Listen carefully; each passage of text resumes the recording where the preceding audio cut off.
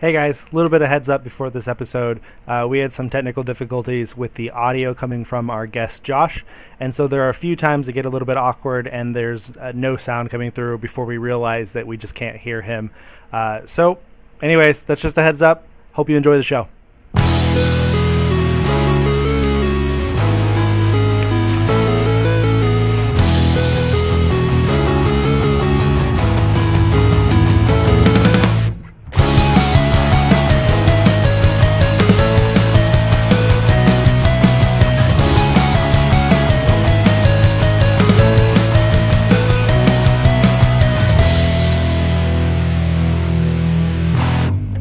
Welcome into episode 9 of the Geeks by Night Gamescast. I am one of your hosts, Courtney Osborne, and I'm joined by my very enthusiastic Nintendo ninja, Lou Cantaldi.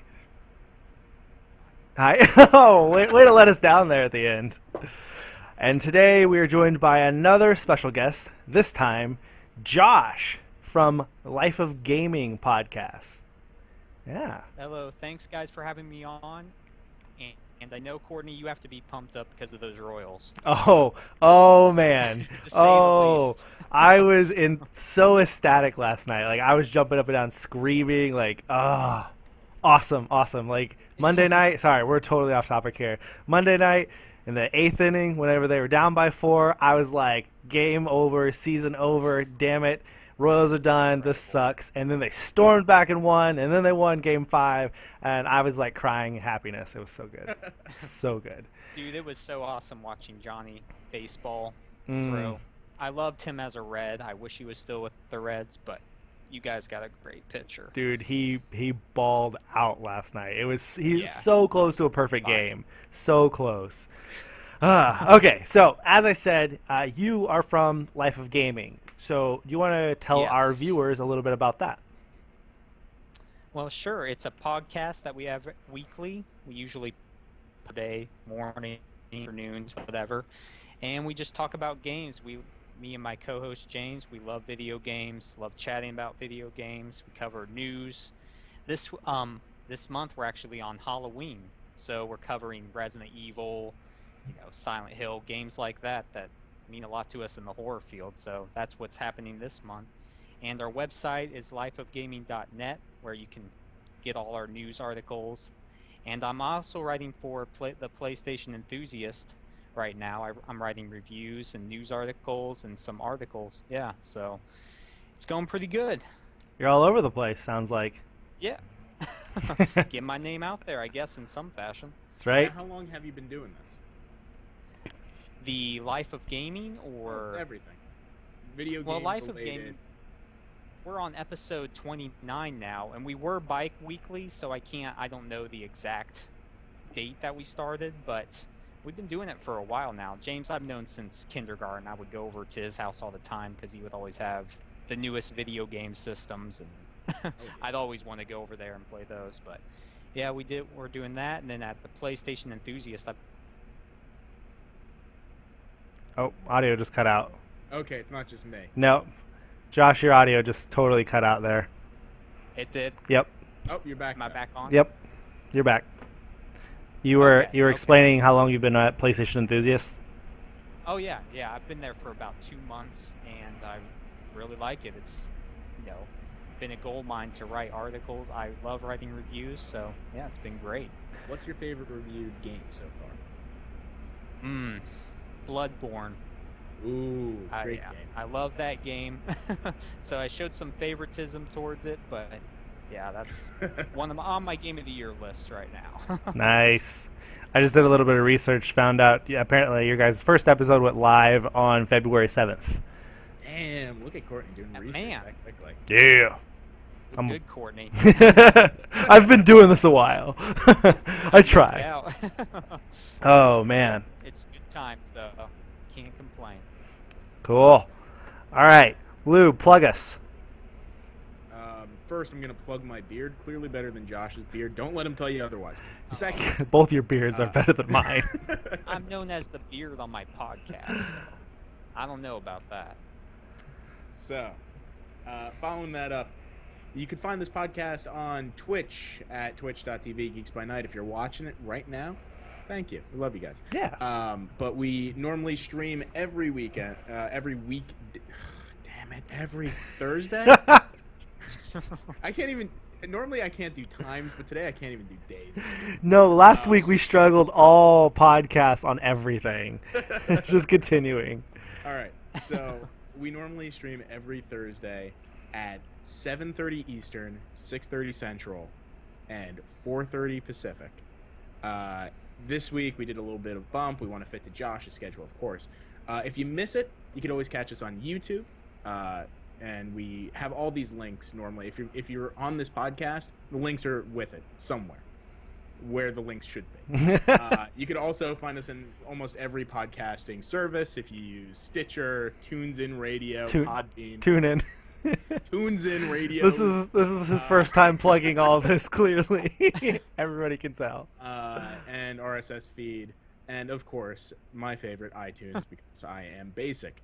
On social media. We have a Facebook. It's facebook.com/geeksbynight. Twitter is twitter.com/nightlygeeks. And Tumblr is nightlygeeks.tumblr.com. Check us out.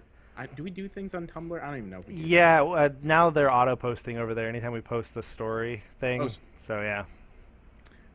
And let's see. For Patreon, we got a Patreon. If you want to support us, you can be the first one, I think. Yeah. So, Do it. Yeah. Go to patreon.com/geeksbynight, and if give us a tip of the hat, maybe like $1. Like $1. Oh, you can do $1? Okay. Do $1. Let's see. Review us on iTunes if you like what we're doing. We're trying to get all these plugs out early on so we don't have to plug later on. And you can leave us comments on YouTube, and we respond to every one of them. Yes, we do. Because this is what we do with our lives. All right, so that's all the plugs. Okay, so now what has everybody been playing for the last week? What have you been diving into, Lou? Me?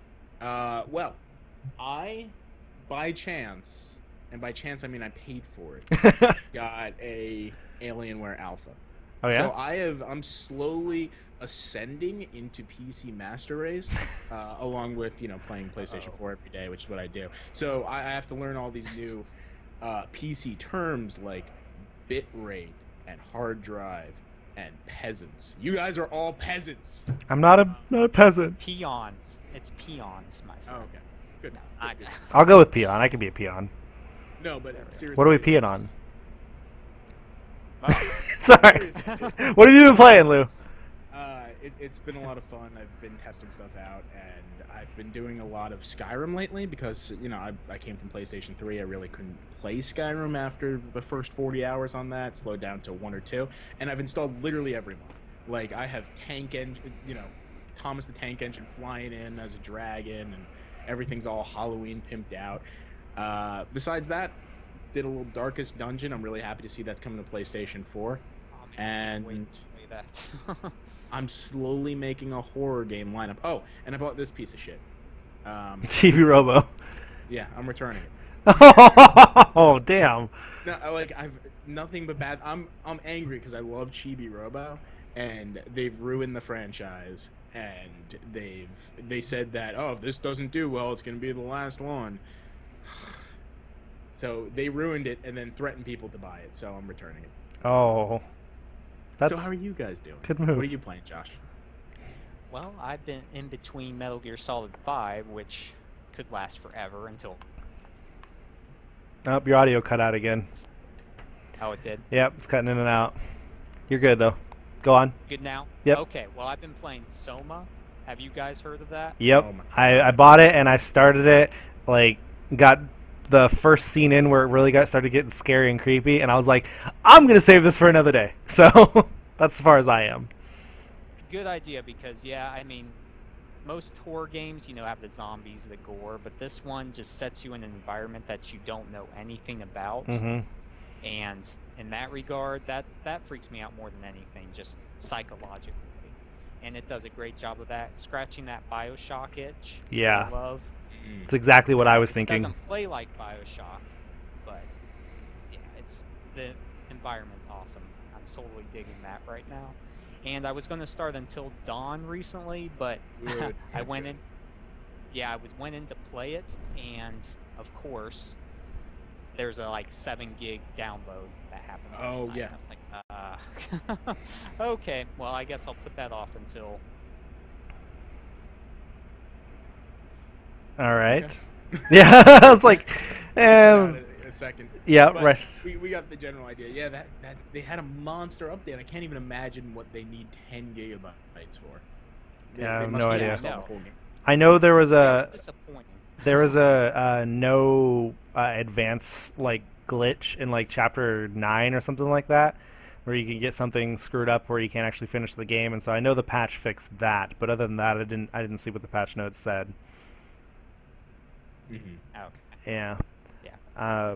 So I on Monday, Lou was like, "What are you gonna be streaming tonight?"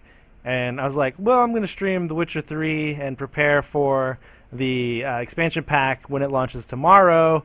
And so I start streaming The Witcher 3, and like 30 minutes into my stream, pops up on my PS4 and it's like, The Witcher 3 Hearts of Stone has been unlocked. You can now play it. I'm like, oh my god! Like, I am totally going to play that now. And so I've just immediately jumped into the expansion there and started playing it. So that's what I've been playing that all week and totally sucked into The Witcher again. Totally sucked into it. Oh my god. Yeah. Nice. I love that game. Batman and now Metal Gear. I don't know how I'm going to complete any of those games. They're very, very long games. Oh, man. Fallout. Good games. Oh, man. Okay. All right. So, ready to move on to the news? Let's dive in.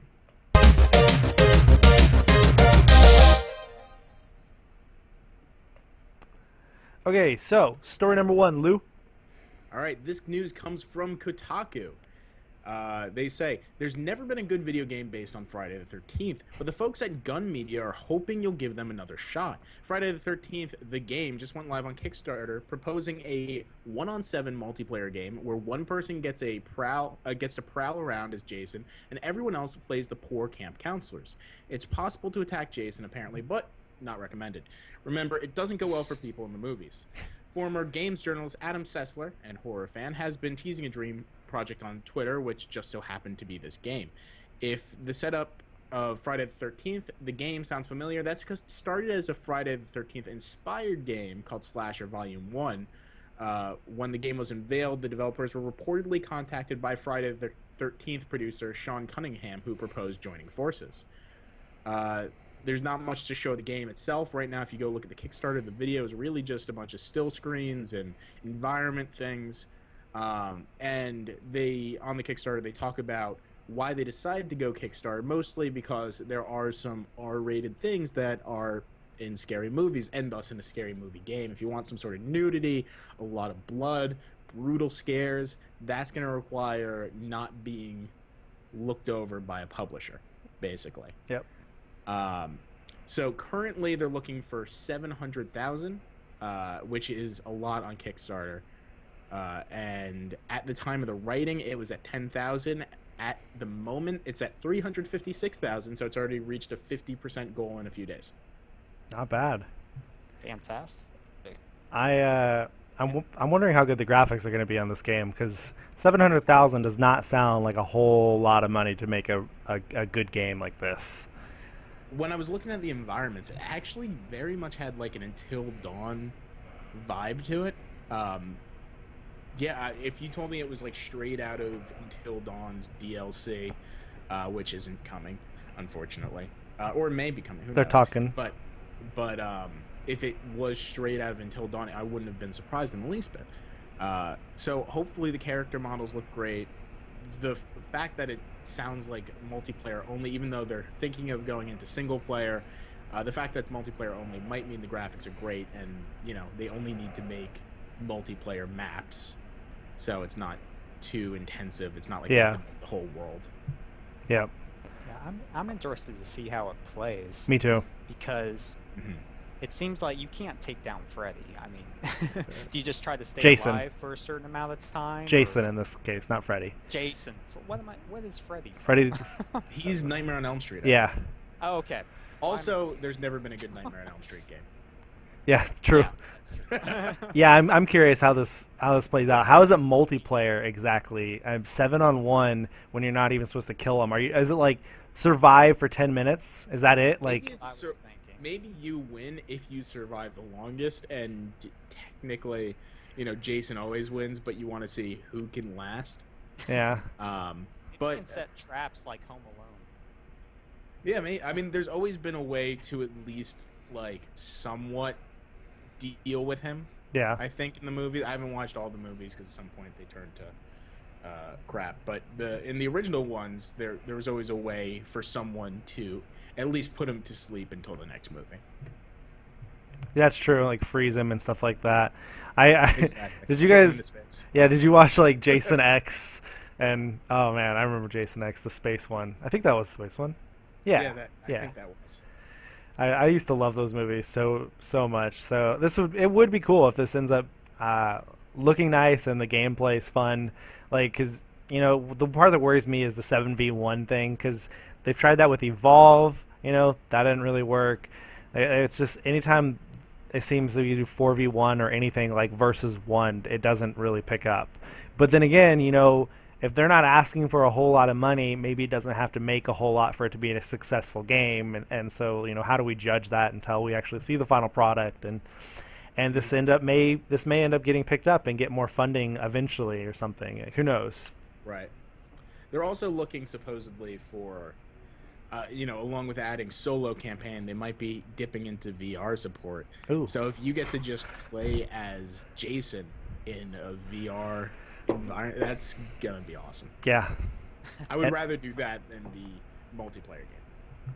I don't know if I'd like being a camp counselor being chased by Jason in VR. That would be scary as fuck. Right. Oh dear. All right, let's move on. Story number 2. This story is from Destructoid. It says, these are not my words. Until Dawn didn't blow me away, but it was a fun little horror romp that everyone should experience once, even if it's at a discount price. It was kind of understood that Sony put it out to pasture as it didn't advertise the game nearly at all, likely due to the massive years-long development process, but according to developer Supermassive Games, it surpassed expectations. The team is already discussing Until Dawn 2 and the fact that it won't be a sequel in the traditional sense, given the way the story plays out in the first title. I can see it being like American Horror Story situation, some of the same cast, but different locations, set of characters. Yeah, that really didn't didn't really tell the story very well. That was poor writing on whoever wrote this from Destructoid. Yeah, Kotaku, I think. Oh no, Destructoid. Destructoid didn't like the game, but everywhere else, I heard it a lot more on a positive light, where they are like really excited about how great the sales were. Well, and that's not even. I'm not even talking about the their negative spin on the game. I'm talking more about they've barely even mentioned Until Dawn 2. They said that they're too early on to even think about a sequel. They've kind of tossed out ideas about how they might be able to do it, but right now they're focused on Until Dawn and doing DLC for Until Dawn, I believe. Or and so considering it, yeah, considering it, and that's their priority, not Until Dawn 2 right now. And right, so but I do think it's important that they're thinking in terms of the next game, that they might continue going on in this vein, even if it's not their priority. They weren't. I think last I heard, they weren't thinking about making a follow-up game. yeah. Well, it's good. Also, they will, because from what I hear, it's playing. Yeah, I also forgot that they also mentioned, I believe, that they're working on their next project, and it's not Until Dawn, right? Did anybody else read that? I swore I read that. So I think they are already working on their next game, and it's things they learned from Until Dawn with the storytelling and stuff like that. But it may not be the same kind, like horror game. I think they were talking about how it could be a game in a different genre entirely. Right. Oh, Though awesome. I have a question for everyone. If they had to make an Until Dawn 2, and they're going with this American Horror Story thing, what would you want? Josh, you said you haven't played it yet, so I'll forgive you. Do you know the general environment of it? Cat in the woods. All right, so creepy good. things are happening. Yeah. Winter, cabin in the woods. What scenario, what environment would you want it to be? Ooh.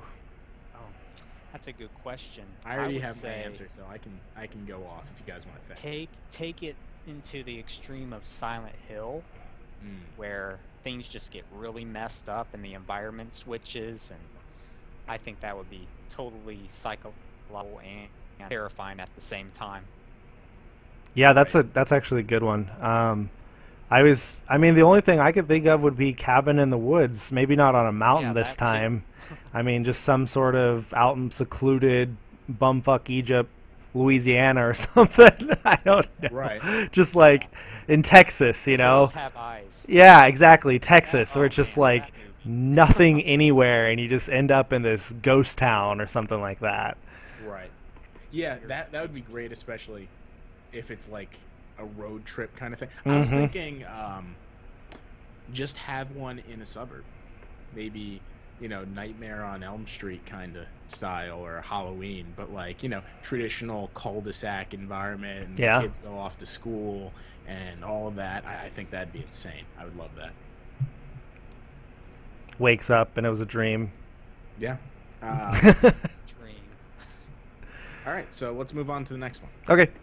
Story number 3. This comes from Video Gamer. Xbox chief Phil Spencer has admitted that he doesn't know whether Microsoft will be able to overtake Sony this generation, acknowledging that the PS4 has a huge lead over Xbox One. Asked whether Microsoft could beat Sony this gen during a panel at the 2015 GeekWire Summit, Spencer told the audience, "You know, I don't know.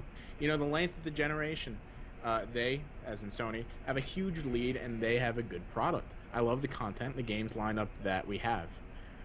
He continues on, "One thing that probably I didn't realize as much as I should have when I started in the role was the impact that the launch had on our team here in Redmond, the Xbox team.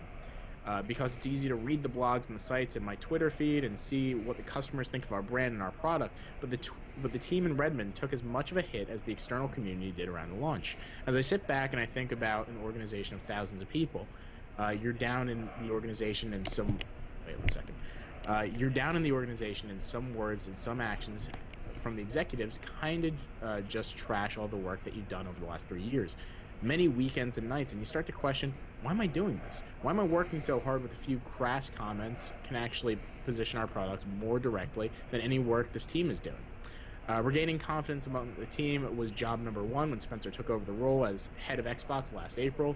He adds, and being very forthright with them about what we were and our ability to do things like beat Sony was critical. What I've seen in the last 18 months that I've been in the role is the team is getting more work done in a day than I would expect." Yeah, this is a big move, or you know, for Phil Spencer to say. That's something you don't often hear head of one of the competing companies come out and say. They very rarely address the others. It's so rare that they'll even mention them by name or anything like that. And the fact that he just acknowledges, like, yeah, they're pretty much destroying us right now, which honestly he can't really say they aren't. You know, like every month PlayStation's pushing further and further ahead just by leading MPD. And so he could sugarcoat it by just avoiding it and saying, you know, we're doing very good still. But he just came out and he put it truthfully. He's like, yeah, we're getting destroyed right now. I don't know if we can catch up. But he still, you know, expressed confidence in his team and the game lineup and the platform. So that was good. I liked it from a leader standpoint.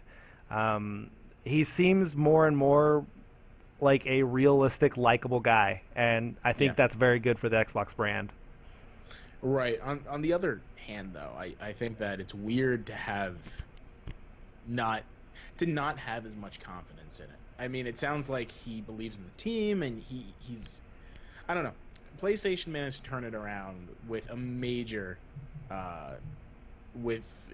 losing a major lead in the last generation, so I don't think it's implausible that it could happen. It requires them to keep pushing like they have been pushing, but yeah, it's clear that PlayStation's beating them, and I think it's okay to say that. I think it's weird when he starts saying, I don't know if we'll ever beat them. We're only 2 years in.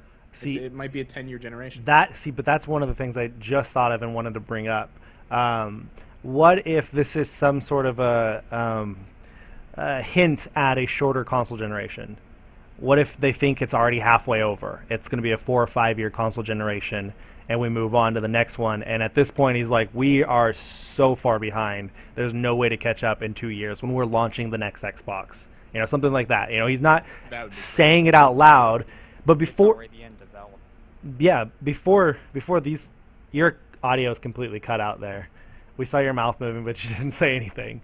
Yeah, what if I believe the analysis and people who were predicting things before this console generation even started, they predicted it was going to be shorter than the last one.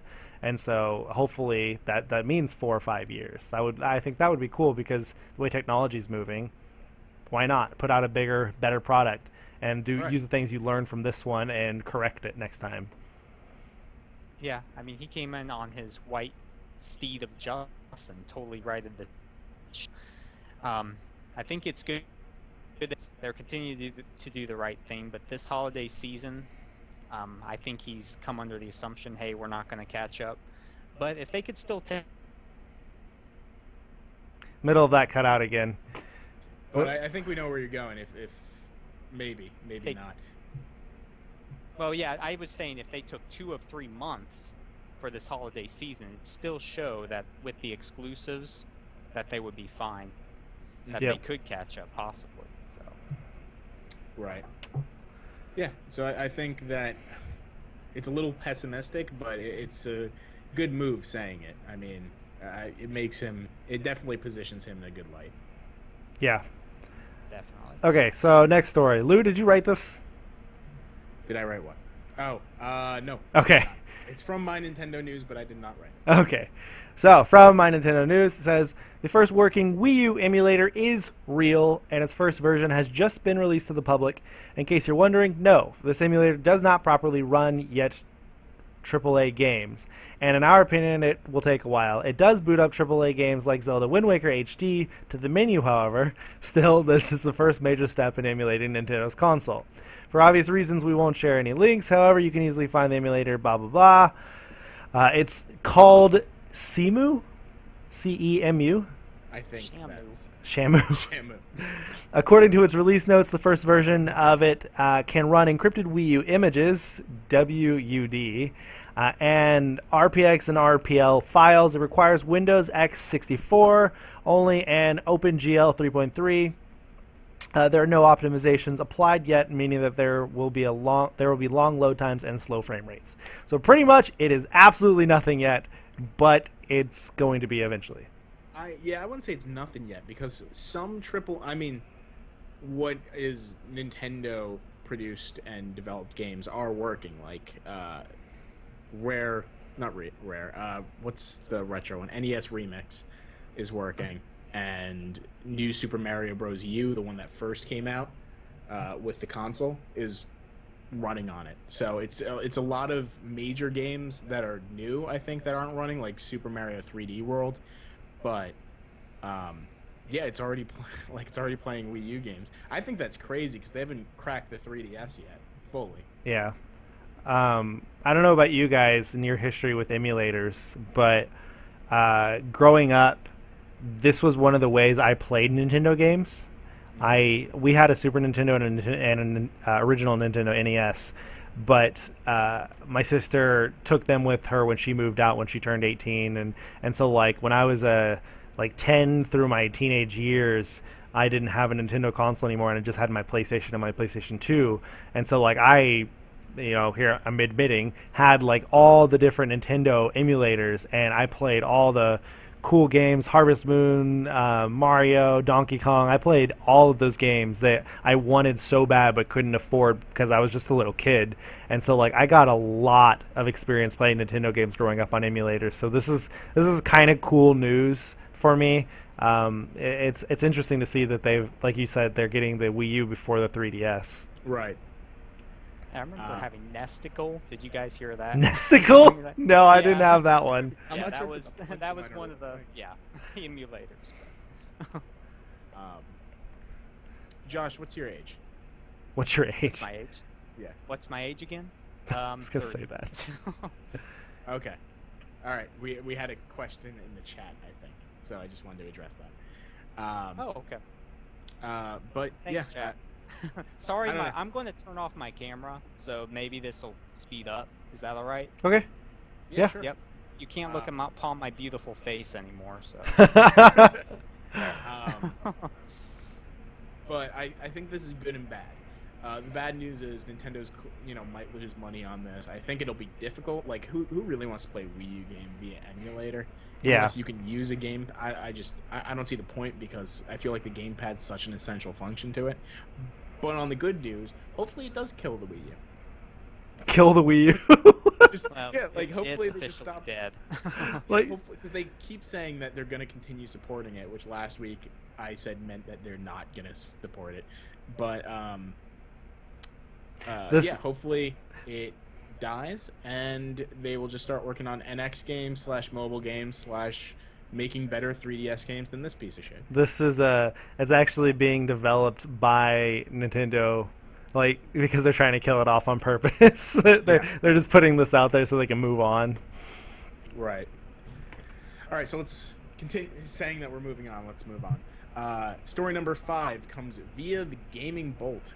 Silent Hill's cancellation remains a tragedy, so much so that 1 year on, fans, fanboys, and gaming enthusiast websites such as this one, Gaming Bolt, still have not been able to get over it. But for the people who were involved in the actual making of the game, it has to have hurt more. We have often discussed Kojima's side of the story a lot, but amazingly, people often forget that a name as big as Guillermo del Toro, the famed movie director, was also attached. I don't think anyone forgot that. Everyone knows that. Anyway, in an interview with Bloody Disgusting, he opened up about how he felt when Silent Hills was canceled. This is Guillermo talking. It was curious, he said. We had a great experience and we had great story sessions with hundreds upon hundreds of designs. Some of the stuff that we were designing for Silent Hills I've seen in games that came after, like The Last of Us, which makes me think we were not wrong. We were going in the right direction. The thing with Kojima and Silent Hills is that I thought we would do a really remarkable game and really go for the jugular. We were hoping to actually create some sort of panic with some of the devices we were talking about, and it is really a shame that it's not happening. When you ask about how things operate, that makes no sense at all, and that game is not happening. Yeah, and then he concludes with, makes no sense at all. That's the randomness that I was talking about. I think one of his quotes was, "That makes no fucking sense." Like, Right. but it doesn't include it there, does Right. it? No, it doesn't, apparently. Okay. Yeah, I'm a huge Silent Hills fan. I loved that game, and I was really looking forward to it as a full game. So this hurts. This hurts deep. That was the most anticipated with that PT demo. Yeah, Right. exactly. That was so good. It was. I've said it many times before in the past, and I'll continue to say it.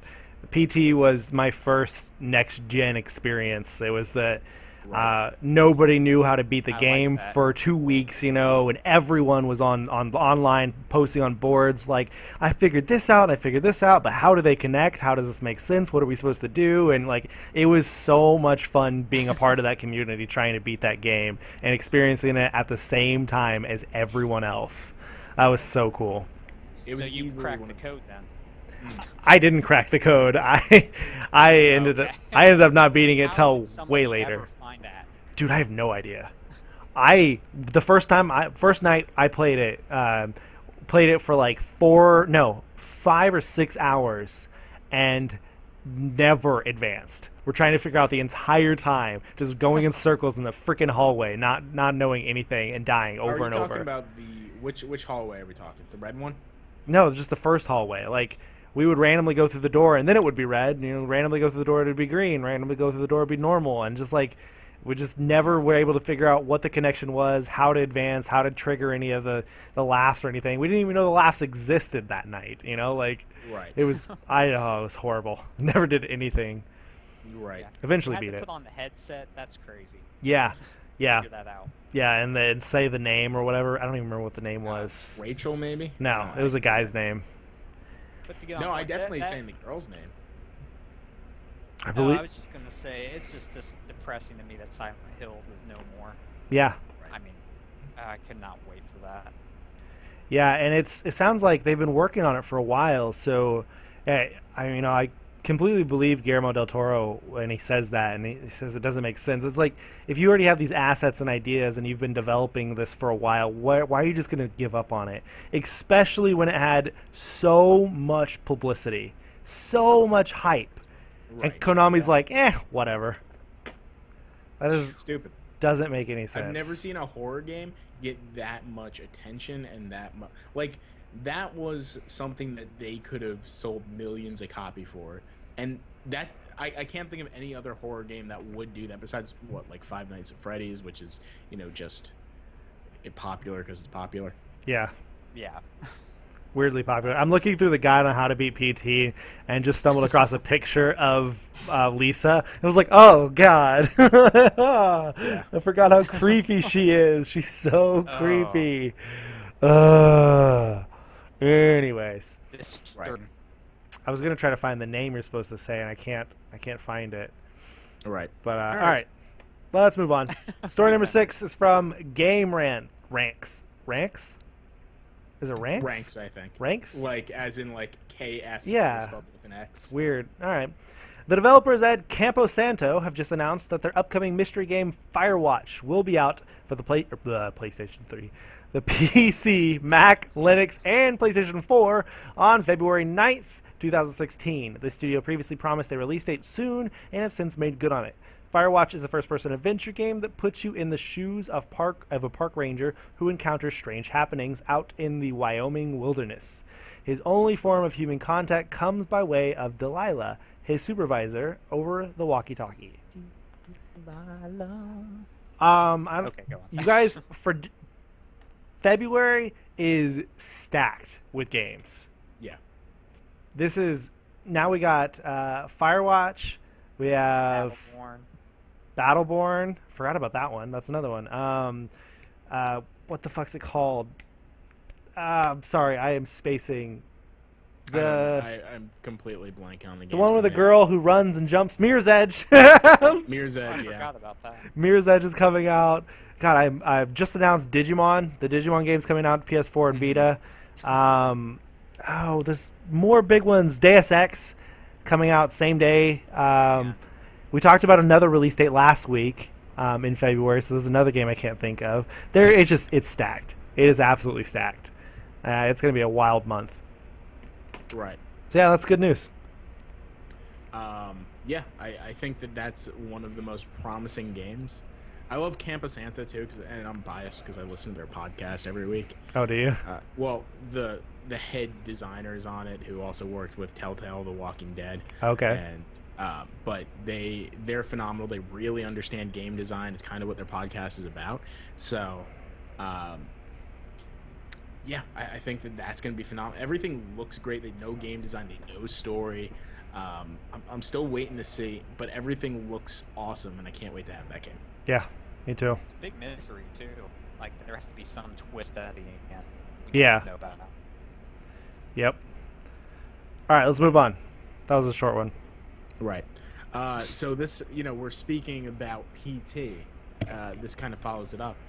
This is a press release from Allison Road's Kickstarter. You guys know what Allison Road is? Yeah, it's the game similar to PT. Yes, it was getting a lot of. It was called like the PT clone or the spiritual successor of PT, but it was a Kickstarter project and it was kind of struggling. It was trying to make, I forget how much, but it was a decent. They were looking for a decent amount and they were getting close. It was like the last week, and this is the update from Kickstarter. They say, "Hi all, we have some news. First some bad news, then some amazingly good news.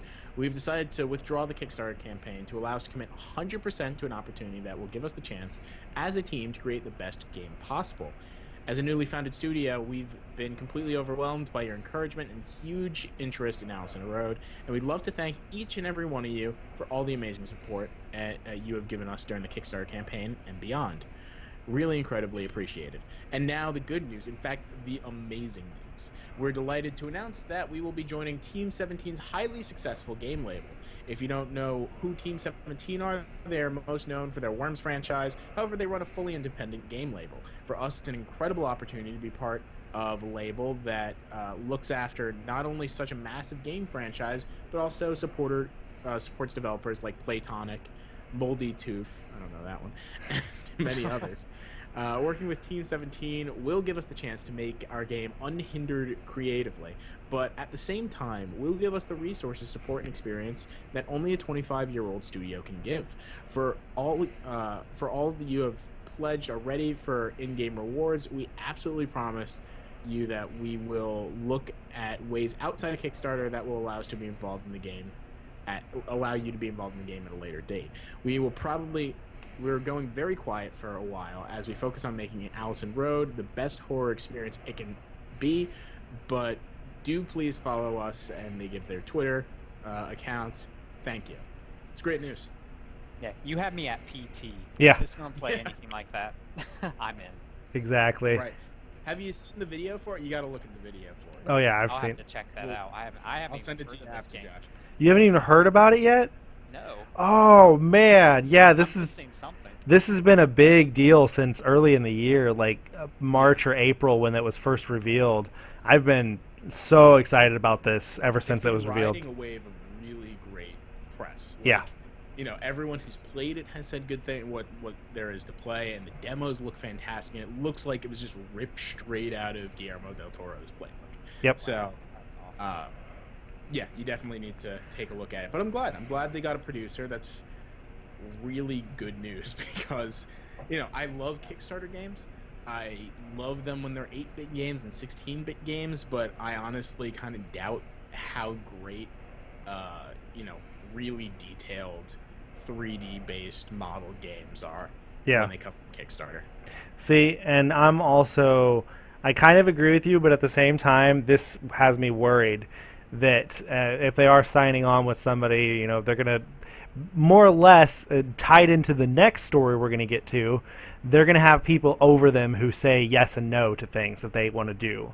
And that could, you know, they do have more money, they may have more assets, things like that, but that could hinder some of their experiences. Some of the things they wanted to do, they may not be able to now because Team 17 may be like, no, sorry, we don't want you to do that, or we can't have you do that, or something like that. So this could end up being a better game for it, but at the same time, we'll never know what game it could have been if it had it just stayed Kickstarter and just them working on it as a passion project and doing anything they wanted with it. So who knows? Really up in the air there. But like I said, tying into the next story, this story comes from Polygon. It says, in an emotional 1,400-word letter to fans of The Chinese Room, studio co-head, composer, and director Jessica Curry lays out her reasons for leaving. An unnamed degenerative disease plays a large part in it, she says, but issues with both publishers and industry-wide sexist attitudes have also soured her attitude. She says, this is a horribly hard post to write. The Chinese Room has been such an integral part of my life over the last few years. The games that we make and the people in the company are woven into the very fabric of my being. So what has led me to the decision to move on to pastures anew? Well, there are 3 factors that have led me to this, blah, blah, blah. Anyways, so, like we said, she goes into all that, more details. I don't want to read this entire letter. It's very, very long. It is a very long letter. If you do want to find it, you can find it easily on the Chinese Room's blog. Just look up the Chinese Room. You'll go to their Google website. It. You know how to Google. If you're here, you understand Google. Yep. So what she ends up saying is that she's not going to leave the company like completely, but she's still one of the co-founders. Yeah, she's still going to compose music, and she's still one of the co-founders and everything, and will still be a part of it, but not in the same sense she was. She's not going to be there every day looking into everyday things and making decisions on everything. And like she said, she does have a degenerative disease. Things are getting harder for her. She was getting very tired of being called her husband's wife rather than one of the co-founders. Like, she was treated as if she wasn't such a big part in the Chinese Room. Right. And she apparently was the person who came up with the idea of Everybody's Gone to the Rapture when they went and pitched it to Sony. Apparently Sony really only wanted to hear they basically wanted to hear it as from a guy's perspective, or that a guy made it or thought of it. She's really rallying against the publisher in the blog post, which you can tell it means Sony because they've never worked with the publisher I before. think you may have misinterpreted that part. I think what that was her husband went to pitch the idea, and it was her idea. And when he came back and she asked about it, he was like, "Oh, it doesn't matter whose idea it was," something like that. And so she wanted credit for it, but he didn't say that it was her idea or something along those lines. No, he said that. I remember they said that he attributed it to someone else on the team, like some guy on the team. Okay, but yeah, I still don't remember that. We're gonna. It's basically we went over it a lot. If you don't know, if you're here, we're actually doing an interview with Jess Curry. It's been long in the making. We planned this in like, June or July. Before Everybody's Gone to the Rapture even released. Yeah, because we heard that the music was such a fundamental part, and we're like, oh well, she's not only one of the presidents, she makes the music, so we need to have her on. And she's kind of been pushing us off, and that's totally understandable, degenerative diseases and whatnot, but we're so excited to have her on and to hopefully share her side of the story. I sounds like it's fresh wound, so if she's willing to talk about it, but yeah, so I'm very excited. Hopefully we'll have her on soon. She said sometime hopefully in the next 2 weeks. Yeah, it would be super Let's nice. hope her health is first and foremost okay after all this. But. Absolutely.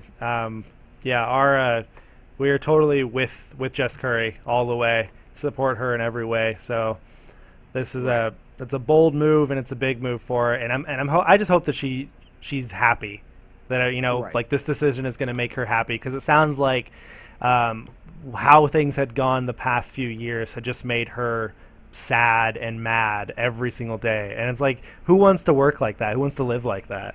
That's not a good way to live. Right.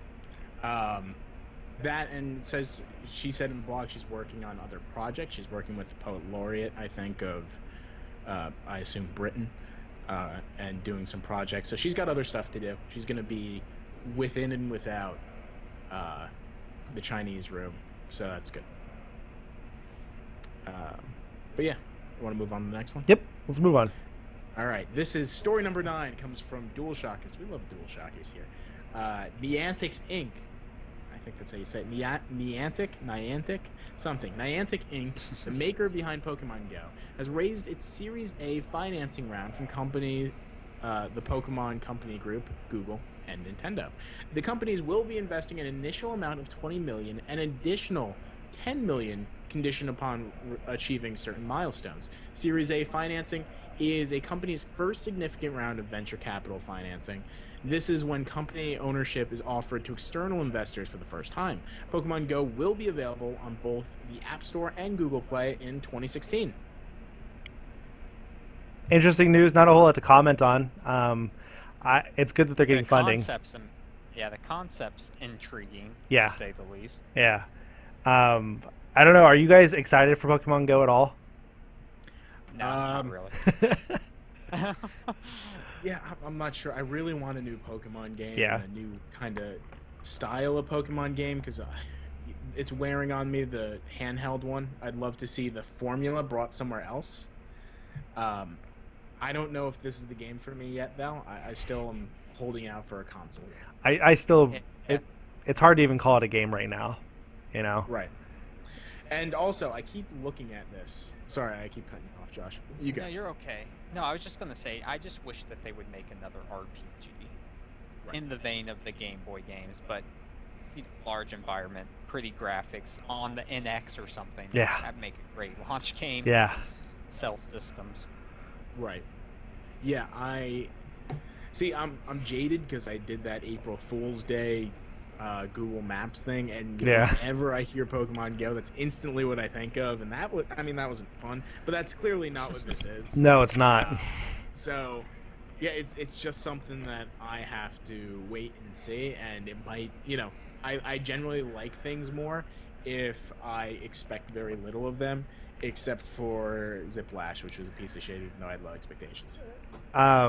So for me, it's really funny because the day Pokemon Go was announced, in fact, the first week or two it was announced, I was not interested whatsoever, thought it was stupid, whatever, anything like that, made fun of the trailer all the time, but then I started following these like Pokemon Go Tumblr posts and these Tumblr accounts, and they're like all these really funny posts about Pokemon Go and about what it's going to do to society going forward, and all these just really funny jokes. And I over time that has just built up my excitement for it for some reason. Like I probably still won't play it a whole lot, but like now I laugh every time I see one, and I repost it on Facebook and Twitter, and I'm just like, oh my god, like I'm actually kind of excited for this game now, even though it's probably gonna suck. Like whatever. So yeah, if you want to see those funny posts, friend me on Facebook. I post them a lot. Oh, you're that guy. Yeah, I'm that guy. Okay.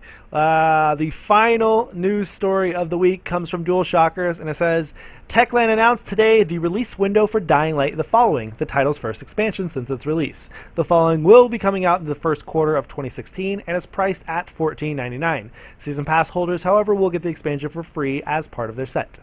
I am super excited about this. I love Dying Light. I can't wait because you get to use like a buggy, and vehicles were like, that would have been really awesome to use in the original game, although the roads were kind of packed. So like this is going to be a little bit more open, and oh my god, like I love zombie games. My review for this game, I believe that the headliner was the zombie game we've all been waiting for. Something along those lines, and I absolutely still believe that. Yeah, it's one of the best games of the year, no doubt. Yes. And I haven't heard about this, so I'm excited if there's going to be buggies and vehicles. Oh yeah. Yeah, and they're gonna be like modded to be able to destroy zombies when you run them over and stuff. It's gonna be like what's that zombie game where you can outfit your vehicle with all this stuff? What's that called? Is it Dead Rising? Dead Rising. Yeah. Yeah. Put chainsaws on the side. Oh yeah. Oh, I'm stoked. I'm so stoked. I missed Dying Light, and I'm still waiting for it to hit the window has passed too much, so I'm waiting for it to be like a bottom barrel deal somewhere. See, this is what Lou does every year. There's all these really like second tier games that are really good. He'll not play them in the first year. He'll play them almost a complete year, a year and a half afterwards, and he'll be like, "Oh my god, this game is so good. Why is nobody talking about this?" And I'm like, "Lou, we all were talking about this last year. Where were you?" And he's like, "Oh yeah, well, it just took me a while." Speaking of which, did you guys see The Sixth Sense recently? Oh my god. Titanic? Oh my god. No one's talking about it. Oh, so funny. Yeah, I think you'll enjoy it, Lou. It's really fun. It's as serious as the story is, the gameplay is really solid, and to the point to where it's fun and funny, the things you can do in that game. Yeah, don't worry about the zombie. That's too much more zombies. It's a good game. Yeah, really good game. Yeah. Okay, so that does wrap up the news. What are we going into? 8-Bit Idiot? We got one question. Oh, we got a question. In the stream. Oh, yeah. Let's do the... Sorry. Let's do listener questions. Bumper now.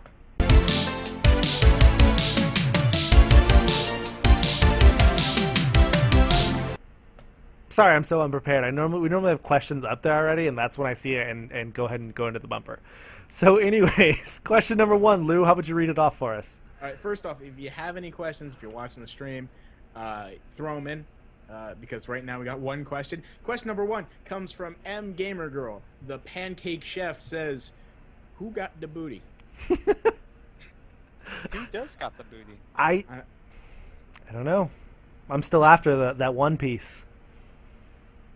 Nice. That was an anime reference. Were they talking about us though? Which one of us got the booty? I have a big booty. Yeah, that's a good question. I've been told I have a bubble butt. And I would stand up and show you, but I'm in baggy jeans. Our pre-roll was all about the porn industry, and now we're talking about the booty. This podcast is quickly derailed into. We're in the listener questions. People can ask what they want. The porn at night podcast. Yeah, there we go. Oh, we got a question from Rancid Beast, which is Tunde. He says, how does a video game journalist confuse Uncharted 2 for Uncharted 4? We're going to get there. We are going into that, yeah. So we still got more stuff to talk about. So you can hold on to that one. But yeah, all right. So he says the One Piece is in my backyard. All right, yeah. See, this is why I didn't want to do the listener questions. We'll move straight on. Next week, hopefully, we'll have more emails. If you have any questions, and normally we save this for the end, but we don't have questions here. If you have any questions for us, you think of them during the week, something popular happens, make sure you email us at contact@geeksbynight.com, and we could add them here so we have them early on in advance. And if not, then you can show up and tell us here. We answer everything and anything, like who's got the booty. Oh, we just lost Josh. Oh, no. Wasn't me this time. You didn't ruin it this time, Lou. I'm so happy. All right. Josh, are you back? I'm back. Okay. I think. All right, let's roll into the 8-Bit Idiot.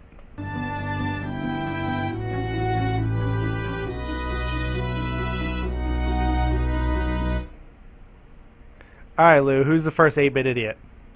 Okay, the first 8-Bit Idiot, and let me go into I gotta kind of explain it week after week.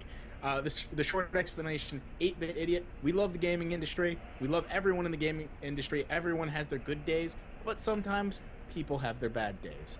We like to highlight some of those bad days in 8-Bit Idiot, where we point out someone in the industry or something or some company that just went astray for a day and did something really stupid. And it doesn't mean we hate the company at large. Sometimes we do, sometimes we don't. But we like to point out some of the stupidest things that happened this week. So first, Ubisoft. Story is from Destructoid. Promotional materials for Ubisoft's recently released Might and Magic Heroes 7 promised a physical disc copy of the game would be included with a $100 limited edition, as documented in detail in a series, 20 Imgur posts, of different times where they said, comes with physical disc, retail disc, need a DVD drive, yada yada yada. As it turns out, the big box doesn't even contain a download code for the game, but rather requires buyers, at least ones in the United States, to contact Ubisoft to add the game to their Uplay accounts. In response, Ubisoft has owned up and is offering complete refunds for the upset players and a free game digital PC as a way of apology, including Far Cry 4, Assassin's Creed Rogue, The Crew, Toy Soldiers War Chest Hall of Fame Edition, or Zombie. The company also did a statement non-apology saying Ubisoft regrets any confusion created by the marketing materials from our Might and Magic Heroes 7 Collector's Edition. We understand that some customers in North America were not aware the Collector's Edition delivered digital versions of the game and soundtrack. Ubisoft apologizes for any frustration and disappointment resulting from these items being in digital form versus physical form. Seriously, this is Destructoid editorializing. Seriously, some customers in North America were not aware. You mean you led them to believe otherwise, or we're sorry that you believed what we told you? This is like the never say sorry or admit fault after you get an offender bender. But yeah, so basically they advertised over and over again, comes with physical CD, which collectors want, and then they just totally screwed up. And this doesn't even mention the customer service aspect, where people were calling for the first 3 or 4 days and being told, sorry, there's nothing you can do because you already activated it. And they activated it because they called customer service regarding their account. Ubisoft, that's all I have to say. Yeah. It's just they are the new EA. They are. Good point. Worst company. Worst company. You do get Toy Soldiers War Chest though for free. Yeah, I was like, there you go. Really? Or Zombie. I like how. Oh boy. The reason why they issued that non-apology is because I guarantee you they're going to be charged for some sort of advertising scam, conspiracy, or false advertising like Sony normally gets. Yeah. But this is prime material, and they should have just owned up and said, sorry, we'll send you out the disc. They're not even sending people the disc, they're just sending them out a free game. But they should have just owned up and said, sorry, we'll fix it, we'll make it right, and then it would have been solved. Instead, they're probably going to deal with a lawsuit. All right, so let's not dwell on that one, and let's move on to the next one, the more funny of the two. This one is from Kotaku, but it's about video game, or VG247, the website. And the story reads, in quotes, Uncharted 4 is the first PS4 entry in a series that has traditionally pushed boundaries. Read a recent preview by website VG247. Why does it feel so familiar? Well, as it turns out, they were playing Uncharted 2. Video game websites, like all news outlets, screws up all the time. Lord knows we have from Kotaku. But this might be the funniest mistake I've ever seen in gaming. Last month, a writer for VG247 went to Tokyo Game Show and came away with a scathing preview of Uncharted 4, which comes out this March on PlayStation 4. They titled the article, "Is Uncharted 4 a Thief's End Too Formulaic?" This would all be good, well and good, except Uncharted 4 was not playable for press at Tokyo Game Show. VG247's writer was actually previewing the PS4 version of Uncharted 2, which came out last week as part of the Uncharted collection. In quotes, the preview said, "But graphics don't make the game, and even if Uncharted 4 is the most beautiful thing ever to have happened in the history of video games, it's not new. This is a complaint that has been levied a lot this generation. I think..." What? Levi. Anyways, the games are I just... like your name. Anyways. Now you've totally thrown me off. Anyway, so it goes on to say, to VG247's credit, they sucked it up and did the right thing, publishing an honest apology 2 weeks after, rather than pretending it didn't happen. It says, "We'd like to apologize to Naughty Dog for a massive mistake we published last month. On September 30th, we published an article titled, 'Is Uncharted 4 a Thief's End Too Formulaic?' based on what we thought was a hands-on session with Uncharted 4 at Tokyo Game Show. We didn't realize it at the time. What we'd played wasn't Uncharted 4, but a remastered Uncharted 2 Among Thieves from the recently blah, blah, blah, blah. We were not aware of it until it went live. As soon as Sony notified us of our mistake, we immediately unpublished the article, and it was clearly based on a massive error on our part. TGS is busy, and obviously the majority of signage isn't in English, but none of those are excuses that the fact that we seriously fucked up.'" And then Uncharted 4 director Neil Druckmann tweeted out a picture of, what was it? What was the old game? Do you remember it? Sure. I can't remember. I don't remember it for some reason. I had it in my mind earlier. He tweeted out a really, really old screenshot of an old game, Like and Atari game. and said, breaking, here's Uncharted 4's new swinging mechanics. Pitfall. It was Pitfall. Yes, that's what it was. And it was just making fun of this story, and it was so hilarious. But yeah, the original preview for Uncharted 4 that they wrote, based on Uncharted 2, was so funny because this person stated that they're an Uncharted veteran, that they had put countless hours into the Uncharted franchise, and they even described a scene from Uncharted 4 that they were playing, but didn't realize that it was Uncharted 2, that it was one of the most iconic scenes in Uncharted 2. And it's just like, are you fucking kidding me? Really? Like, I just can't. I can't do it. That's a come on man moment right there. Yeah. And I mean, I totally feel for this person. Like, this is embarrassing, really, really embarrassing. And it's easy to make mistakes, especially when Japanese isn't your first language. Japanese isn't even a language you understand. Like, there's so many ways you can make mistakes like that. And it sucks for this person. I'm sure this website has more traffic this week because of that than ever before.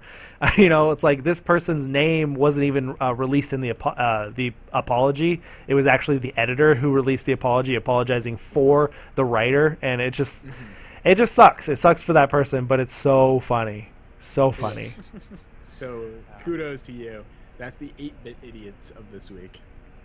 Yep. I'm glad. You're cutting in and out again, Josh.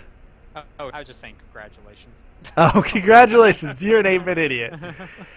And Lou, we still don't have a segue for this because we don't have any more bumpers. So we'll just Need a new bumper. yeah.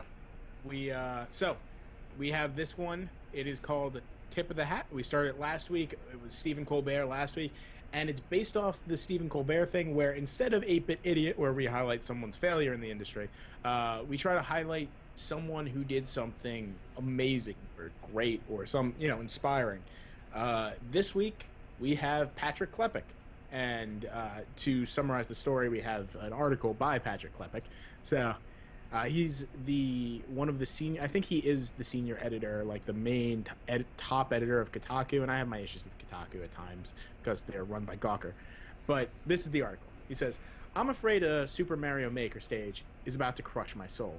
The past few weeks, I've spent most mornings streaming Super Mario Maker levels. It's been really fun and a terrific excuse to play a bunch of Mario. Things didn't really move into gear until I played the abomination constructed by the editors at Giant Bomb in collaboration with their audience. Nightmare, which was the name of the stage, is a good way to describe a stage that appears to have very little rhyme or reason, including a giant police state sign plastered in coins. And yet I beat it. Giant Bomb ended up taking that challenge personally, which is why they decided to make another stage with their community. Hard as hell. Absolutely, but he managed to finish it. He says, I used that opportunity to call out Giant Bomb editor, chiefly responsible for putting this together, Dirty Dan Reichert.